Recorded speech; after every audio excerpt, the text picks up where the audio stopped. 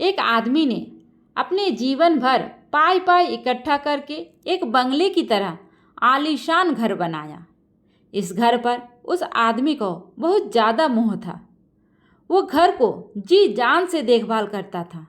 छोटी मोटी प्रॉब्लम आए तो उसे तुरंत दुरुस्त करता था। कई बार लोगों ने उसे उस घर को बेचने की सलाह दी थी। बहुत लोगों ने उसे अच्छी कीमत पर उस घर को मांगा भी था। उसका खुद का बेटा भी अच्छी कीमत मिलने पर उस घर को बेचने के लिए तैयार था। लेकिन वो आदमी कभी भी उस घर को छोड़ने के लिए तैयार नहीं था। उसे जीवन में किसी भी और वस्तु से ज़्यादा इस घर पर गर्व था, अभिमान था। एक दिन वो आदमी बाजार गया हुआ था। जब वो बाजार से लौटा तो उसने देखा कि उसके घर के सामने बहुत बड़ी भीड़ जमा है। वो दौड़ते हुए आया तो उसे बहुत बड़ा आघात लगा, क्योंकि उसके घर में आग लग चुकी थी। अपने सबसे प्यारे घर को ऐसे आग में जलते हुए देखकर वो अधमरा सा हो गया। उसे समझ में नहीं आ रहा था कि वो क्या करे। उसने निर्णय लिया कि अगर उसका घर नहीं रहेगा तो वो भी नहीं रहेगा। वो भी उसी जलते हुए घर में अपनी जान दे देगा।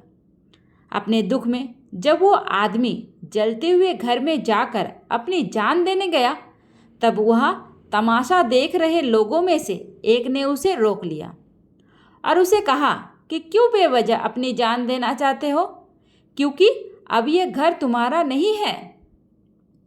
एक दिन पहले ही तुम्हारे बेटे ने इस घर का सौदा किसी के साथ कर दिया था। जैसे ही उस आदमी को इस बात का पता चला, उसका सारा दुख खत्म हो गया।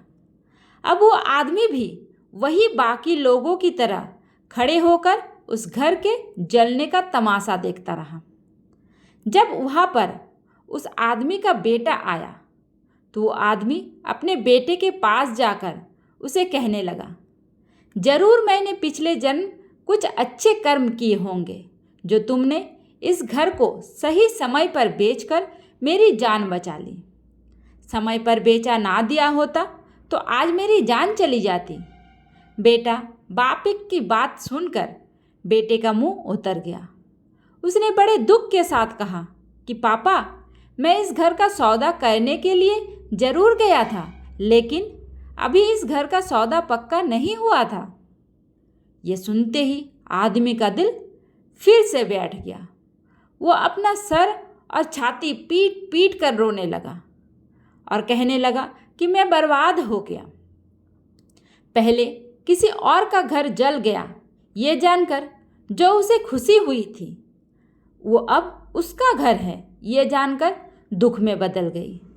दोस्तों, इस कहानी से हम बहुत अच्छी तरह से समझ सकते हैं कि दुख का कारण किसी भी चीज़ को अपना मानना होता है। जब कोई चीज़ अपनी है और वो हमें छोड़कर जाती है तो बहुत दुख होता है। लेकिन अगर वो चीज़ किसी और की है और उसके साथ कुछ भी हो जाए तो हमें दुख नहीं होता।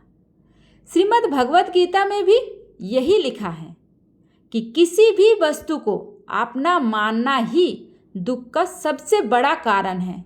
इसलिए किसी भी वस्तु के साथ ज़्यादा लगाव या मोह नहीं बांधना चाहिए। अगर हम ऐसा कर सके तो हमें जीवन में दुख भी नहीं होगा।